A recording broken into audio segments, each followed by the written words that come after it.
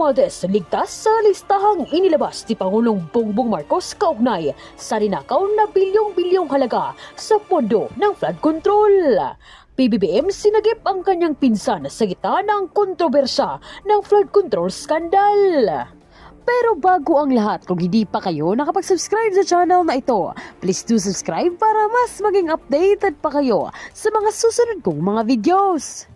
Marami ang nagalit at nagulantang matapos ibalandra ni PBBM na wala sa listahan ang kanyang pinsan na si dating House Speaker at late Representative Martin Romualdez sa mga sasampahan ng kaso kaugnay sa multi-billion flood control anomaly. Paniniwala ni PBBM na kulang pa umano ang ebidensyang makakapagpatunay na sangkot nga ang kanyang pinsan sa naturang anomalya.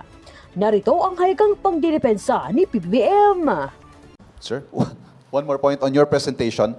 Very obvious, very noticeable po na marami sa mga pangalan binanggit ninyo, DPWH officials, contractors, pero kakonte, if at all, yung mga nabanggit na legislators who are. Well, no, they're part of the list. We'll give you the complete list. I just didn't go through them because there are like 37 of them.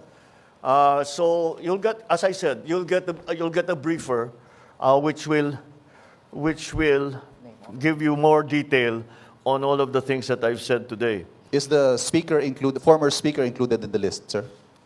I don't think so because the only evidence that has been made against him is in the Senate. So I don't know. No, with the speaker, no, not as yet. Not as yet. If something else comes out, then he might have to be answerable for something. So, again, we don't file cases for optics. We file cases to put people in jail or to make people answer. I know that there are many, many suggestions of who else we should file cases against. Well, we're fine with that. Provide us the evidence and we will file cases against them. Kaya sinabi ko, napakahalaga yung sumbong sa Pangulo dahil marami kaming nakukuhang impormasyon dyan. So, pagpatuloy ninyo yung inyong pagsumbong. At bigyan nyo kami ng lahat ng ebidensya na meron kayo para magamit natin, para kasuhan kahit sino. Walang immune dito, walang exempted dito sa mga investigasyon na ito. All right? All right, thank you very much, Mr. President. That concludes our press conference. Good morning, everyone. Thank you. Mr. President, one more question, please. While we navigate this corruption scandal, the economy is taking a hit. Yep. The peso hit an all-time low yesterday. Third quarter GDP is at 4%. The stock market is at pandemic levels. What is the plan to recover investor confidence? At ano ho ang plano para sa economic recovery? Well, the reason that we had that is that there really was a downturn in economic activity. You have to remember that it's not only because of these problems. Yung bagyo, yung nawala na working days sa ekonomiya natin because of climate change. And you have to also remember the situation, the global situation. We are not the only ones suffering the shocks that come from the new trade structure that has been imposed on the rest of the world. And so we are all adjusting to that. Kaya yung mga growth rate na lahat ng grupo all around the world is falling.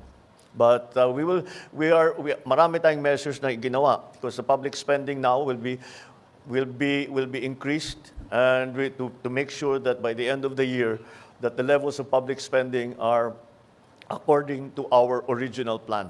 So, mababawi natin yung nawala sa third quarter. Magandang umaga sa inyong lahat. Tinawag ko kayong lahat ngayong umaga dahil may nagpaalala sa akin na tatlong buwan na ang nakalipas mula nung aking SONA na ating sinimulaan ang pag-imbestiga tungkol sa mga anomalous na flood control project.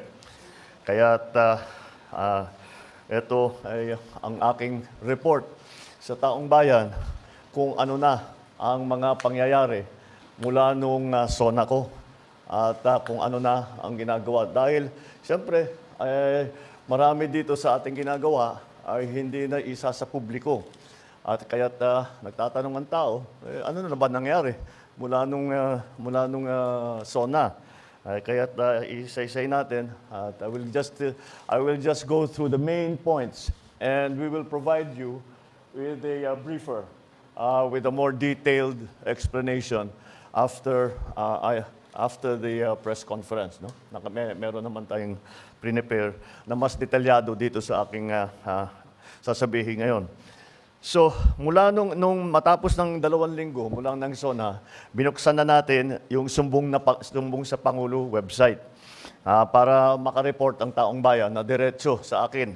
At mula noon, nakatanggap na yung sumbong sa Pangulo website ng more than 20,000 na report na ibinigay. Kaya't marami po sa ating mga naimbestigahan na ay hindi po namin malalaman kung hindi nyo sinumbong sa amin. Napakahalaga ng impormasyon na ibinibigay ng taong bayan sa ating pamahalaan na madaming impormasyon na hindi namin makukuha kung hindi sa inyong sumbong. Kaya't ipagpatuloy po ninyo yung inyong pag-report sa amin kapag meron kayong nakita na dapat tignan, dapat imbestigahan, dapat pag-aralan. Noong Agosto ay nagpersonal kong na-inspeksyon ang mga iba't ibang flood control project. Napunta ako sa Iloilo, nakapunta ako sa Kalumpit at saka sa Baliwag. At doon maliwanag ay na isang mga halimbawa ng mga flood control project na hindi tinapos o ghost project talaga, hindi man naumpisahan at naging basehan ng ating pagtuloy-tuloy na pag-imbestiga. Noong September 2, nakumpiska ng Bureau of Customs ang 13 luxury vehicle ni Diskaya. At dahil sa irregularity sa importation at sa documentation, itong mga luxury vehicle na ito ay i-auction na. Ang pagkaintindi ko, merong 7 na i-auction next week at saka susunod na yung iba sa susunod na ibang linggo. Sa office naman ng Ombudsman, ano yung ating ginawa para pananagutin itong mga may gumagawa ng kalokohan? Sa office ng Ombudsman, nakapag-refer na ng reklamo ang DPWH. Galing sa DPWH ito noong September 8 dahil sa mga irregularidad sa 5 proyekto base sa Special Audit Report at Fraud Audit Report ng COA.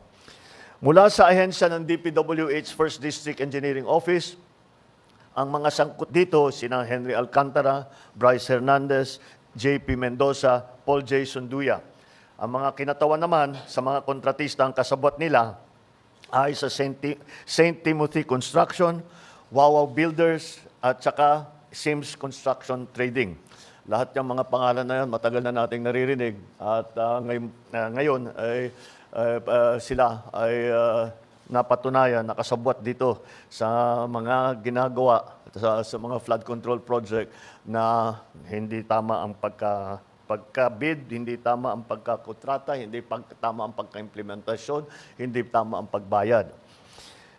Isang buwan matapos na malunsad yung website, binuo natin ang Independent Commission for Infrastructure.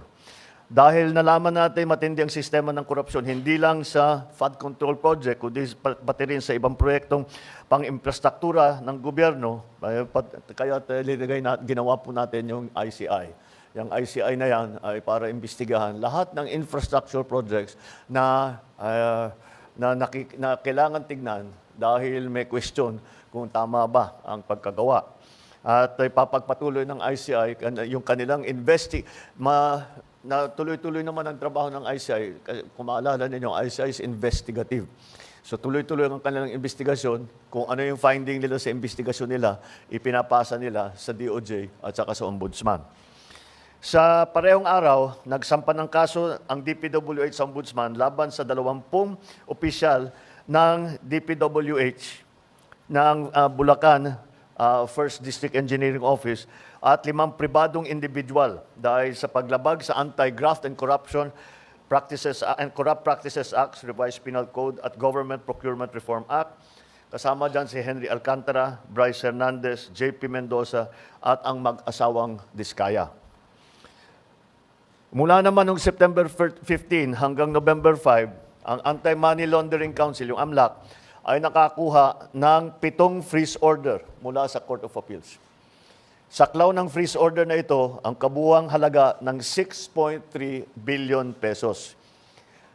Nagsimula na ang Solgen na magbuo ng forfeiture case para itong 6.3 billion pesos ay mababawi ng pamahalaan at itong perang ninakaw ay maibabalik sa taong bayan. Saklaw ng freeze order ito, 6.3 billion. At noong September 18, nakapag-refer tayo muli sa Office of the Ombudsman ng ikalawang batch ng mga kasong kriminal ukol sa 2 maanomaliang proyekto. Ito ang kinakasangkutan ng 6 na opisyal ng DPWH at 2 pribadong kontratista. Andito yata, these are the cases. No? Mula naman noong September 29 hanggang November 6, nagsumiti na ang ICI sa Office of the Ombudsman ng criminal at administrative cases laban sa 37 individual na konektado sa mga maanomaliang FCPs. Kabilang dito, mga kasong graft and corruption, malversation, falsification, plunder, paglabag sa Code of Conduct for Public Officers. Samantala, nag-submit din ang DPWH sa Philippine Competition Commission ang 12 kaso ng bid manipulation at bid rigging noong October 3. Kinasasangkutan ng 6 na pribadong kumpanya.